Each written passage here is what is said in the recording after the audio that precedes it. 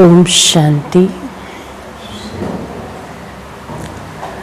Good morning सभी भाई बहनों को। ओम शांति। आज हम प्यारे बाप दादा के महावाक्य सुनेंगे 3 तारीख के ना।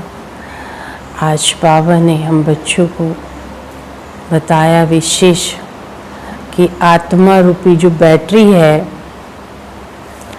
ना, वो कैसे डिस्चार्ज हो जाती है ना। आत्मा सतयुग से चलती है, कलयुग तक शरीर लेते लेते कर्म करते करते आत्मा की बैटरी डिस्चार्ज हो जाती है।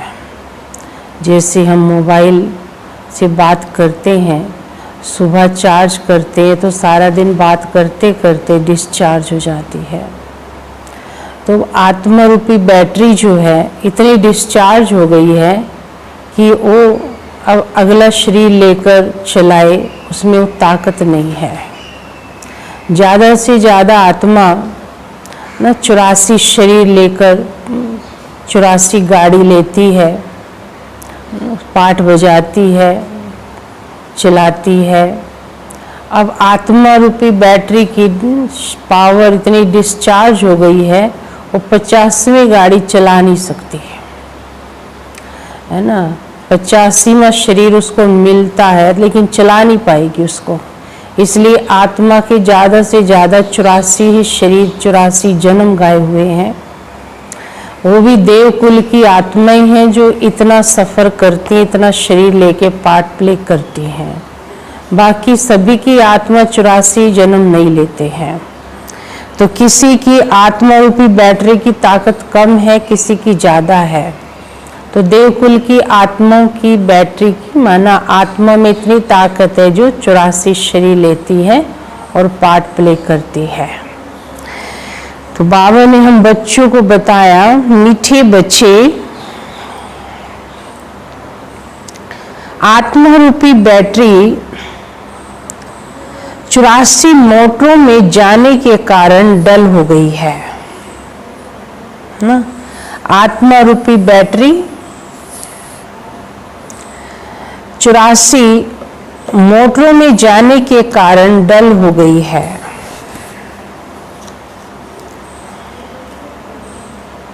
अब उसे याद की यात्रा से भरपूर करो, अब उसे याद की यात्रा से भरपूर करो।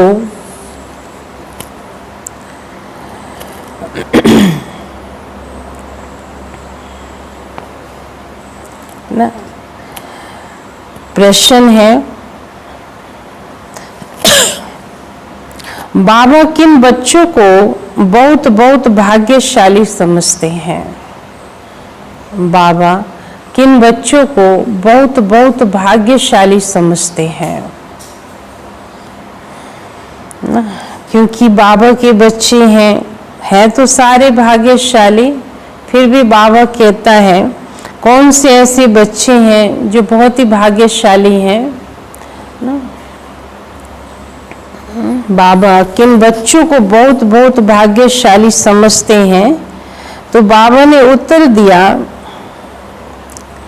जिनके पास कोई झंझट नहीं है ना, जिनके पास कोई झंझट नहीं है, कोई बंधन नहीं, कोई ऐसा वो नहीं है कि इसके कारण हम भगवान के महावाक्य नहीं सुन सकते, इसके कारण जो हम योग नहीं लगा सकते हैं। तो कईयों को कोई बंधन नहीं है ना, लेकिन बंधन अपने मन का बना लेते हैं कई। लेकिन बाबा कहते हैं भाग्यशाली बच्चा है ये, इसे कोई झंझट नहीं है। तो बाबा ने बताया जिनके पास कोई झंझट नहीं है, जो निर्बंधन है, कोई बंधन नहीं, ऐसे बच्चों को बाबा कहते तुम बहुत बहुत भाग्यशाली हो, तुम बहुत बहुत भाग्यशाली हो।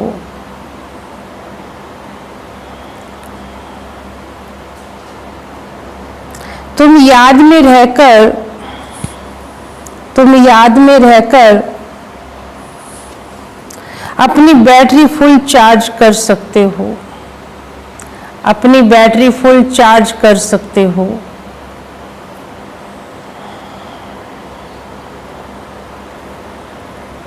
अगर योग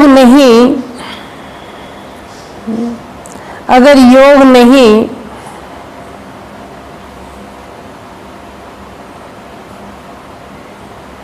सिर्फ ज्ञान सुनाते,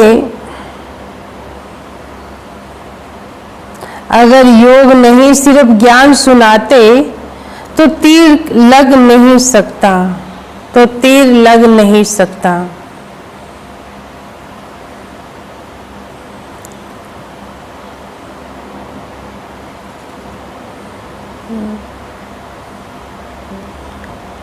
अगर योग नहीं सिर्फ ज्ञान सुनाते तो तीर लग नहीं सकता।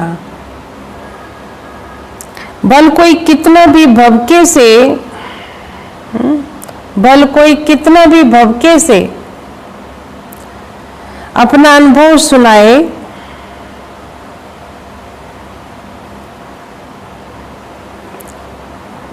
कितना भी भवके से अपना अनुभव सुनाए, लेकिन खुद में धारणा नहीं ना, खुद में धारणा नहीं तो दिल खाता रहेगा, तो दिल खाता रहेगा ना। तो ये बाबा ने आंसर दिया, क्योंकि हम खुद योग नहीं लगाते हैं, दूसरों को कहते हैं, तो फिर अपना भी दिल खाता है। दूसरों को कहते हैं हम मायाजीत बनो, विकारों को छोड़ो, और खुद छोड़ते नहीं है तो दिल खाता है। खुद खान पान की परहेज नहीं रखते, दूसरों को परहेज की अकल देते हैं तो दिल खाता है। तो जो कमी मेरे में है और हम दूसरों को कहें तुम इस कमी को निकालो, तो अपने आप ही मन क्या कहता है उसको कि तुमने निकाला है जो तुम उसको कह रहे हो, तो उसका दिल खुद ही खाता है। खुद झूठ बोले, चोरी करे और दूसरे को कहे तुम झूठ नहीं बोलो, तो अपना मन खाएगा कि झूठ तो मैं भी बोलता हूँ। तो कहने का भाव है भागते स्व परिवर्तन से विश्व परिवर्तन। ओम शांति।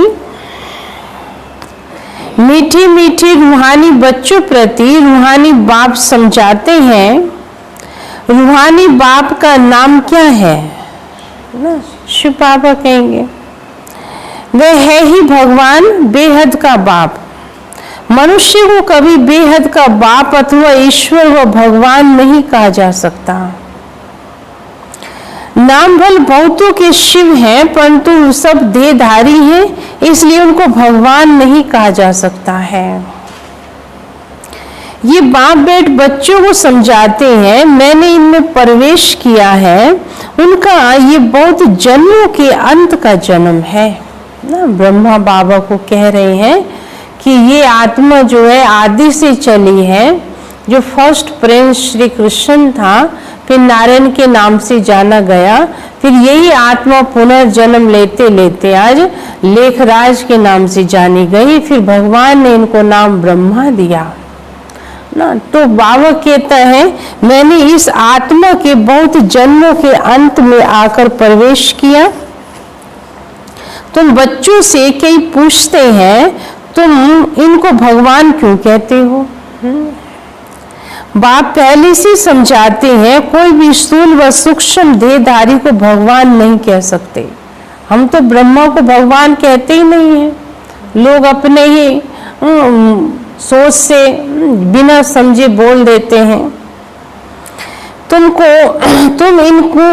तुम समझाते हो ना, सूक्ष्म देहधारी सूक्ष्म वतनवासी ही ठहरे ना, उन्हीं को देवता कहा जाता है। ऊंच से ऊंच है ही भगवान परम पिता, ऊंच से ऊंच नाम है ना, ऊंच उनका गांव है। बाप सभी आत्माओं सहित वहां निवास करते हैं, बैठक भी ऊंच है। वास्तव में कोई बैठने की जगह नहीं है, जैसे स्टार कहाँ बैठे हैं, क्या खड़े हैं ना। तुम आत्मा भी अपनी ताकत से वह खड़ी हो ना परम धाम में। आत्मा को ये थोड़ी कि वहां कोई कुर्सी पे बैठी है आत्मा, है ना। वहां का तत्व ही ऐसा है, ब्रह्म तत्व, छठा तत्व, जो आत्मा ऐसे वहां पर उस आकर्षण में खड़ी है। आत्मा की ताकत कितनी है, ताकत ऐसी मिलती है जो वहां जाकर खड़े होते हैं। बाप का नाम है ही सर्वशक्तिमान, उनसे शक्ति मिलती है। आत्मा उसको याद करती है, बैटरी चार्ज हो जाती है। जैसे मोटर में बैटरी होती है, उसके जोर से ही मोटर चलती है। बैटरी में करंट भरी होती है तो चलते चलते वह खाली हो जाती है, तो बैटरी मेन पावर से चार्ज कर फिर मोटर में डालते हैं ना। बिना बैटरी तो गाड़ी भी नहीं चलती है, लेकिन बैटरी को चार्ज करेंगे, मोटर में डालेंगे तब वो चलती है। वे होती हद की बातें, ये है फिर बेहद की बात। तो बाबा आत्मा की बात सुना रहे कि आत्मा भी एक बैटरी की तरह है। हाँ, इसमें अगर बैटरी आत्मा नहीं होगी तो ये शरीर भी नहीं चल सकता। तुम्हारी बैटरी तो 5000 वर्ष चलती है, चलते चलते फिर ढीली हो जाती है, मालूम पड़ता है एकदम खत्म नहीं होती है, कुछ ना कुछ रहती है। जैसे टार्च में डिम हो जाती है ना, अगर उसकी बैटरी खत्म हो रही है, कम हो रही है, तो उसकी लाइट भी क्या हो जाती है, कम हो जाती है। आत्मा तो है ही इस शरीर की बैटरी, ये डल भी होती है। क्योंकि चार्ज तो किया ही नहीं ना, सतयुग से चली आत्मा, तो मेन पावर जो शिव बाबा, उससे तो बुद्धि लगी ही नहीं कभी भी जो चार्ज होती। इसलिए बाबा कहते खर्ची करते गए बिल्कुल डिस्चार्ज हो गई है। बैटरी शरीर से निकलती भी है तो दूसरी तीसरी मोटर में जाके पड़ती है। फिर 84 मोटर में उनको डाला जाता है, 84 शरीर। तो बाप कहती हैं तुम कितने डल हेड पत्थर बुद्धि बन गए हो, अब फिर अपनी बैटरी को भरो, सिवाय बाप की याद के आत्मा कभी पवित्र हो ही नहीं सकती। एक ही सर्वशक्तिमान बाप है जिनसे योग लगाना है। बाप खुद अपना परिचय देते हैं, मैं क्या हूँ, कैसा हूँ, कैसे तुम्हारी आत्मा की बैटरी डल हो जाती है। अब तुमको राय देता हूं, मेरे को याद करो तो बैटरी सतो प्रदान फर्स्ट क्लास हो जाएगी। पवित्र बनने से आत्मा 24 कैरेट बन जाती है। अभी तुम मुलम्मे के बन गए हो, ताकत बिल्कुल खत्म हो गई है, वह शोभा नहीं रही। अब बाप तुम बच्चों को समझाते हैं, बच्चे मुख्य बात है योग में रहना, पवित्र बनना, नहीं तो बैटरी भरेगी नहीं, योग लगेगा ही नहीं। भल बाबा ने क्या कहा, भल कुक्कड़ ज्ञानी तो बहुत है। भाई ऐसे ज्ञान सुनाते रहते, योग तो है नहीं, है ना। कुक्कड़ जो है पंजाबी में मुर्गे को बोलते हैं, है ना। और कुक्कड़ क्या करता है, मुर्गा बांग देता है, सुबह गांव वालों को उठा देता है और खुद सो जाता है। तो ऐसी बाबा कहते कई बच्चे किसी को ज्ञान देके उनको जगा देंगे, वो तो जाग जाते हैं और खुद अज्ञानता की नींद में सोए पड़े हैं, है ना। दूसरों को कहते योग लगाओ और खुद योग लगाते नहीं है। तो बाबा तो एक कुक्कड़ ज्ञानी है। ज्ञान भल देती है परंतु अवस्था तो है नहीं। यहाँ बड़े भबके से अनुभव सुनाते हैं, अंदर मन खाता रहता है। मैं जो वर्णन करता हूँ ऐसी अवस्था तो हमारी है ही नहीं, पता तो होता है हर एक को अपने बारे में। कई फिर योगी तो आत्मा बच्चे भी हैं। बाप तो बच्चों की बहुत महिमा करते हैं। बाप कहते बच्चे तुम बहुत बहुत भाग्यशाली हो, तुमको तो इतनी झंझट नहीं है। नहीं, अब जिन बच्चों को कोई झंझट ही नहीं है तो बाबा कहते तुम तो बहुत सेवा कर सकते हो, है ना। आदमी तो दुनिया में कितनी झंझट है, ऑफिस जाओ, ऑफिस के कर्म करो, फिर घर संभालो, बच्चों को देखो, उनकी शादी मुरादी है, रिश्ते नाते हैं, है ना, घर परिवार है, घर की कितनी बाबा कहती झंझट तो है। लेकिन बाबा तो कहता है कि कई बच्चों को तो ऐसा कुछ भी नहीं है, कोई बंधन नहीं है, फिर भी वो ऐसे अपने आप को ढीला करके चलते रहते हैं। तो बाबा कहते भाग्य तो मिला है लेकिन भाग्य को संभाल नहीं रहे हैं। भाग्यशाली तो हो लेकिन भाग्य को उसका और श्रृंगार करो, और चांस मिला है उसको गंवाना नहीं चाहिए। तो कोई बंधन नहीं है। तो बाबा कहते कितना पुरुषार्थ कर सकते हो। जिसको बच्ची जास्ती होती है उनको बंधन भी होता है ना। बाबा को कितने ढेर बच्चे हैं, सबकी संभाल रेख देख करनी पड़ती है बाबा को ना। बाबा को भी याद करना है ना। कहते ना जिसके सिर माथे मामला हो ही जाने, क्या होती जिम्मेवारी। अब दूसरा देखने वाला तो सोचता है क्या काम है इनको, काम तो दूसरे कर रहे हैं, है ना। फैक्ट्री है, फैक्ट्री के मालिक को चिंता नहीं होगी क्या। कर्मचारी तो काम कर रहे हैं, काम तो कर्मचारी कर रहे हैं, भले मालिक कुछ नहीं करता है, लेकिन कैसे कर्मचारियों को बिजी रखना है, कैसे इनकी अवस्था देखनी है, उनकी सैलरी, उनका हर चीज का दिमाग तो उसी का चलेगा। इसलिए बाबा कहता है बाबा को भी कितनी जिम्मेवारियां हैं। बाबा को भी देखना कौन से बच्चे को कहाँ सेवा में भेजना, क्या करना है, किसकी अवस्था कैसी, किसको क्या समझाना है। तो बाबा को हम कई कह देते हैं ना कि भगवान को क्या काम, भगवान नीचे आकर देखे तो काम करे पता चले। ये तो बाबा कहते हैं ना, बच्चों को अपनी ड्यूटी का पता है, दूसरों का ज्ञान नहीं है ना। ये भी समझना होता है। कितनी रेख देख करनी पड़ती है। बाबा को भी याद करना है। माशूक की याद तो बिल्कुल पक्की होनी चाहिए। भक्ति मार्ग में तुम बाप को कितना याद करते आए हो। हे भगवान, पूजा भी पहले पहले उनकी करते हो। पहले निराकार भगवान ही करते हैं। ऐसे नहीं कि उस समय तुम आत्म अभिमानी बनते हो। आत्म अभिमानी फिर पूजा थोड़ी करेंगे ना। बाप समझाते पहले पहले भक्ति शुरू होती है तो पहले एक बाप की पूजा करते हैं, एक ही शिव की पूजा करते हैं। यथा राजा रानी तथा प्रजा। ऊंच से ऊंच तो भगवान ही है ना, उनको ही याद करना है। दूसरी जो भी सब नीचे हैं, ब्रह्मा विष्णु शंकर को भी याद करने की दरकार नहीं है। याद शिव बाबा को ही करना है। ऊंच से ऊंच बाप को ही याद करना। परंतु ड्रामा का पार्ट ऐसा है जो तुम नीचे उतरने के लिए बंधे हुए हो। बाप समझाते तुम कैसे नीचे उतरते हो। हर बात आदि से अंत तक, ऊपर से नीचे तक बाप समझा देते हैं। नहीं, हर बात बाबा समझाते हैं। कोई भी ये ना कहे कि बाबा आपने हमें ये बात नहीं बताई। बाबा कहते मैं सब बात बच्चों को समझा देता हूँ। भक्ति भी पहले सतो प्रधान फिर सतो रजो तमो होती है। अभी तो तुम फिर सतो प्रधान बन रहे हो ना। नहीं, अभी हमें बाबा क्या बना रहा है, सतो प्रधान बना रहा है। क्योंकि बाबा कहते हैं जो बच्चे सतो प्रधान बनेंगे वो बच्चे ही सतयुग में आएंगे। इसमें ही मेहनत है, पवित्र बनना है, अपने को देखना है। माया का धोखा तो नहीं देती है, मेरी क्रिमिनल आई तो नहीं बनती है, कोई पाप का ख्याल तो नहीं आता है। गायन है प्रजापिता ब्रह्मा तो उनकी संतान ब्राह्मण ब्राह्मणियां भाई बहन ठहरे ना संगम पर। यहाँ के ब्राह्मण लोग भी अपने को ब्रह्मा की औलाद कहलाते हैं। तुम भी ब्राह्मण भाई बहन हुए ना। फिर विकारी दृष्टि क्यों रखते हो? फिर विकारी दृष्टि क्यों रखते हो? ब्राह्मणों को तुम अच्छी रीति दृष्टि दे सकते हो।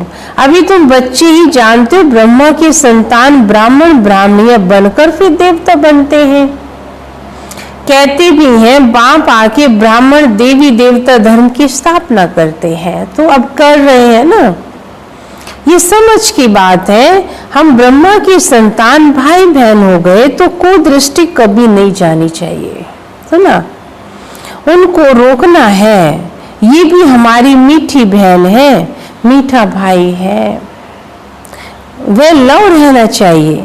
जैसे ब्लड कनेक्शन में लव रहता है ना, वे बदलकर रूहानी बन जाए, उसमें बहुत बहुत मेहनत है ना। आज की दुनिया में ये तो मेहनत नहीं करते हैं ना। विकारों के वशीभूत सहज हो जाते हैं और इन विकारों के कारण ही दुनिया में कितने हंगामे हो रहे हैं। एक चमड़ी के पीछे, एक काम विकार के पीछे इंसान कितने रिश्ते नाते बिगाड़ लेता है, कितनों को परेशान, कितने को टाइम वेस्ट कर देता है। इसलिए भगवान कहता है एक विकार को नहीं जीत सके तुम क्या करोगे। इसलिए भगवान उन बच्चों को कहता है बच्चे ज्ञान जब तक अंदर पिया नहीं है ना तब तक इंद्रियां शांत नहीं हो सकती हैं। ज्ञान बहुत जरूरी है। इसलिए तो बाबा कहते हैं छोटे बच्चों को भी ज्ञान दो, है ना। कई सोचते हैं बच्चे, इनको थोड़ी ज्ञान की आवश्यकता है। ज्ञान होगा तो बड़े होके गलतियां नहीं करेंगे ना। बड़े होके गलतियां करते हैं क्योंकि उनको ज्ञान नहीं दिया है। ज्ञान माना समझ नहीं दी है, कैसे लाइफ से चलना है, कैसे रिश्ते निभाने हैं, कैसे फलाने के साथ चलना है, ये तो ज्ञान होता है। तो बाबा कहते विकार की दृष्टि नहीं रख सकते हो ना। बाबा ने समझाया ये आंखें बहुत धोखा देने वाली है, उनको बदलना है। हम आत्मा हैं, अभी तो हम शिव बाबा के बच्चे हैं, एडॉप्ट किए हुए भाई बहन हैं। हम अपने बीके के अपने को बीके के कहलाते हैं ना। ब्रह्मा कुमार ब्रह्मा कुमारी कहलाते हैं। हम एक परिवार है, ब्राह्मण बने हैं। चलन में फर्क तो रहता है। टीचर्स का काम है क्लास में सबसे पूछना, तुम समझते हो हमारी भाई बहन की दृष्टि रहती है तो क्यों चंचलता रहती है है ना। बाबा कहते हैं टीचर का तो अधिकार होता है स्टूडेंट से पूछने का, नहीं पूछेंगे तो कैसे पढ़ाएंगे, कैसे समझाएंगे। सच्चे बाप के आगे सच बताना चाहिए ना, झूठ बोला तो बहुत दंड पड़ जाएगा। नहीं, कोर्ट में कसम उठवाते हैं, कोर्ट में क्या करेंगे, गीता पर हाथ रखवा के कि हम जो बोलेंगे सच बोलेंगे, क्यों ज्ञान तो है नहीं झूठ सच का क्या होता है। कहते कौन देखता है, भगवान किसने देखा, झूठ कसम भी खा लेते हैं। अब यहाँ तो भगवान को समझ गए हैं, पता है कर्म की गति का, अगर झूठ बोलेंगे तो मेरा हिसाब किताब कितना बन जाएगा ना। तो बाबा कहते हैं झूठ चल ना सके। कोर्ट में कसम उठाते हैं, सच्चे ईश्वर बाप के आगे सच कहेंगे। सच्चे बाप का बच्चा भी सच्चा होगा ना, बाप टूथ है ना, वे सत्य ही बतलाते हैं, बाकी सब गपोड़े हैं। श्री 108 अपने को कहलाते हैं, वास्तव में ये तो माला है जो सिमरते हैं, ये भी जानते नहीं कि हम क्यों सिमरते हैं। बौद्धियों की भी माला है, क्रिश्चियन की भी माला होती है, हर एक अपने ढंग से माला फेरते हैं। तो बच्चों को ज्ञान मिला हुआ है, बोलो 108 की जो माला है उसमें ऊपर में फूल है तो निराकार है, उनको ही सब याद करते हैं। उनकी याद से ही हम स्वर्ग की पटरानी और महारानी बनेंगे। नर से नारायण, नारी से लक्ष्मी बनना है, ये सूर्यवंशी मखमल की पटरानी बनना फिर खादी की हो जाती है। काम बाबा बनाता है सूर्यवंशी मखमल की पटरानी, और माया क्या करती है, खादी। कहाँ से कहाँ पहुंच गए। तो ऐसी सी पॉइंट बुद्धि में रख के समझना भी चाहिए और समझाना भी चाहिए, फिर तुम्हारा नाम बहुत बाला हो जाएगा। बात करने में शेर नहीं बनो, बात करने में, सच्चाई सुनाने में बाबा कहते शेर नहीं बनना चाहिए। झूठ थोड़ी बता रहे हम, सत्य बाप की सत्य नॉलेज है। तुम शिव शक्ति सेना हो ना, अनेक प्रकार की सेनाएं हैं, वहां तो तुम जाकर देखो क्या दिखलाते हैं। लाखों मनुष्य जाते हैं, बाबा ने समझाया है क्रिमिनल आई बहुत धोखा देने वाली है। अपनी अवस्था का वर्णन करना चाहिए, अनुभव सुनाना चाहिए, हम घर में कैसे रहते हैं, अवस्था पर क्या असर पड़ता है। डायरी रखो, नहीं नोट करते जाओ कि मेरी अवस्था कैसी है, कल कैसी थी, आज कैसी है, इम्प्रूवमेंट हो रही है या डाउन हो रही है, कितना समय इस अवस्था में रहता हूँ। बाबा समझाते रुस्तम से माया भी रुस्तम होकर लड़ती है। युद्ध का मैदान है ना, माया बड़ी पहलवान है। माया अर्थात 5 विकार, धन को संपत्ति कहा जाता है, माया नहीं कहेंगे। जिसके पास जास्ती संपत्ति होती है, अजामिल भी जास्ती वह बनते हैं, है ना। जिनके पास ज्यादा धन दौलत होता है ना, ऐशो आराम होता है, नशे ऐब उनके अंदर मिलेंगे, उनके रिश्ते नाते वैसे खराब होते हैं ना, दुष्ट पाप कर्म भी वो ज्यादा करते हैं। तो बाबा कहता है किसी को धन को यूज करने आना आता ठीक से, कर्म में क्या लगाना है तो धन उसको यूज करने लगता है, फिर धन उल्टे कर्मों में जाएगा। फिर बाप कहते हैं पहले पहले तुम वैश्यों को तो बताओ, तो ये फिर अपने बागते उनको भी बताओ। हमको तो बाप से वर्षा लेना है। बाप कहती मैं तुमको शिवालय का मालिक बनाने आता हूँ, ये अंतिम जन्म है। वैश्यों को समझाओ, समझाना चाहिए तुम्हारे नाम के कारण क्यों भारत की कितनी आबरू व इज्जत गई है ना। गंदे कर्म करते हैं, विकार के पिछाड़े इंसान कितना पैसा भी लुटाता है ना। बाबा कितना बता रहा है, इस काम विकार ने आज के टाइम में मनुष्यों की बुद्धि को भ्रष्ट करके रख दिया है ना। अब बाप आए हैं शिवालय में ले चलने के लिए, हम श्रीमत पर आए हैं तुम्हारे पास। अभी तो विश्व के मालिक बन जाओ, भारत का नाम बाला करो। हमारे मुआफिक हम भी बाप को याद करने से पवित्र बन रहे हैं। तुम भी ये एक जन्म छी काम छोड़ दो ना, गंदा काम छोड़ो, रहम तो करना है ना, आत्मा तो उनके अंदर भी है। इसलिए बाबा कहते हैं बच्चे ये आत्मा का ज्ञान तो सबको बताओ। बाप कहते हैं कॉमन सी बात है, खाली आत्मा का ही नहीं और भी बात कर्म की गति का बताओ कि ऐसे उल्टे कर्म पिछाड़ी में पत्नी कैसे कर्म किए जो ऐसा जीवन मिला है, अभी ऐसा काम करोगे तो भविष्य कैसा होगा।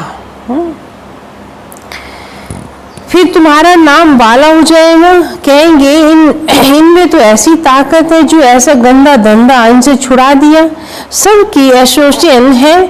तो बाप कहते तुम बच्चों को ये मदद करेगी गवर्नमेंट भी, गवर्नमेंट से मदद ले सकते हो, है। तो बाबा कहते काम तो करो ना, करेंगे तो बच्चों को उमंग होगा। लेकिन बाबा ने कहा है वैश्यों के पास जाने के लिए माताओं को छुट्टी है, न कन्याओं को न भाइयों को छुट्टी जाने की, ओनली माताओं को बाबा छुट्टी देता है। अब ऐसे छी जिन्होंने भारत का नाम बदनाम किया है उनकी सेवा करो। तुम्हारी भी यूनियन बहुत पक्की चाहिए, जो 10-12 आपस में मिलकर जाए समझे। मातें भी अच्छी हो, कोई नया युगल हो, बोले हम पवित्र रहते हैं, पवित्र रहने से ही विश्व के मालिक बनते हो। तो क्यों नहीं पवित्र बनेंगे। सारा झुंड का झुंड जाए, बड़ी नम्रता से जाकर कहना चाहिए हम आपको परमपिता परमात्मा का पैगाम देने आए हैं। अब विनाश सामने खड़ा है, बाप कहते हैं मैं सबका उद्धार करने आया हूं, तुम ये एक अंतिम जन्म विकार में मत जाओ। तुम समझा सकते हो हम ब्रह्मा कुमार कुमारियां अपने ही तन मन धन से सर्विस करते हैं, हम भीख थोड़ी मांगते हैं किसी से, अपने ही बाबा के बच्चे तन मन धन लगाते हैं।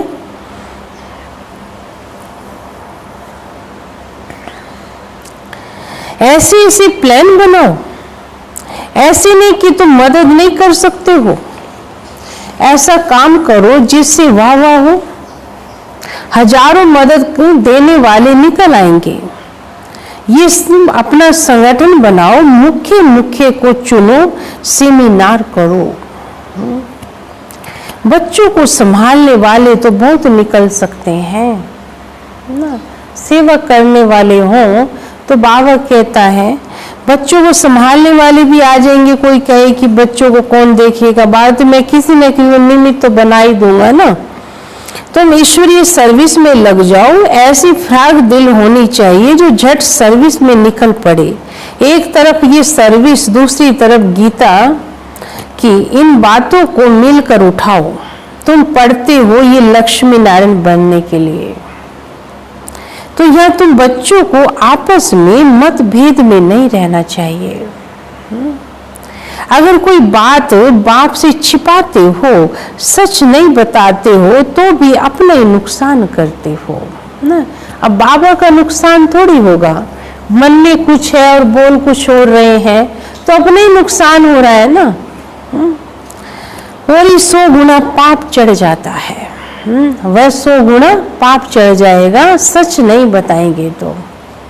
अच्छा मीठी मीठी सिकी लदे बच्चों प्रति माता पिता बाप दादा का याद प्यार और गुड मॉर्निंग। रूहानी बाप की रूहानी बच्चों को नमस्ते। हम रूहानी बच्चों की रूहानी बाप दादा को याद प्यार गुड मॉर्निंग और नमस्ते। अच्छा धारणा के लिए मुख्य सार है। पहला है हम मीठे बाप के बच्चे हैं, हम मीठे बाप के बच्चे हैं।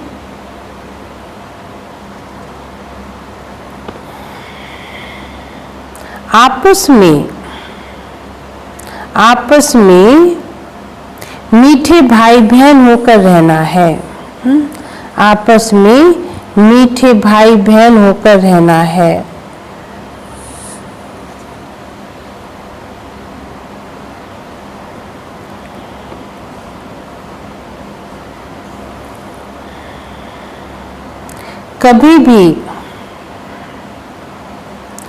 कभी भी विकार की दृष्टि नहीं रखनी है, कभी भी विकार की दृष्टि नहीं रखनी है।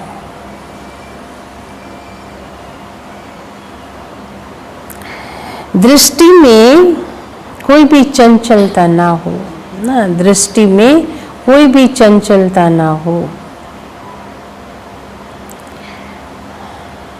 तो रूहानी सर्जन को सच बताना है, तो रूहानी सर्जन को सच बताना है।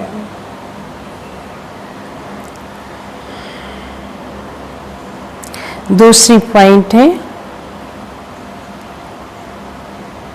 कभी भी आपस में मतभेद में नहीं आना है ना, कभी भी आपस में मतभेद में नहीं आना है।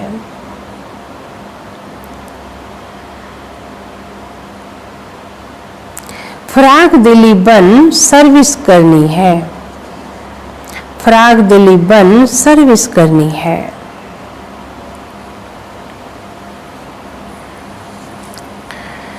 अपने तन मन धन से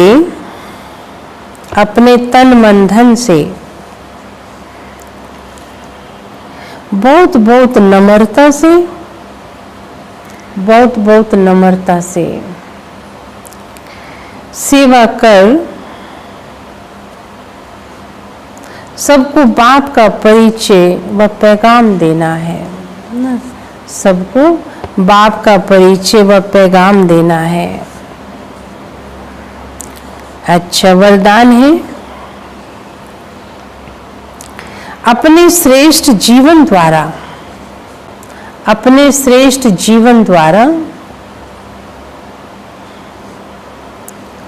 परमात्म ज्ञान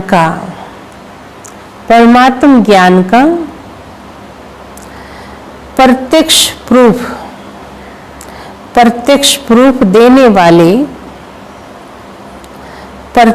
प्रूफ देने वाले माया प्रूफ भव।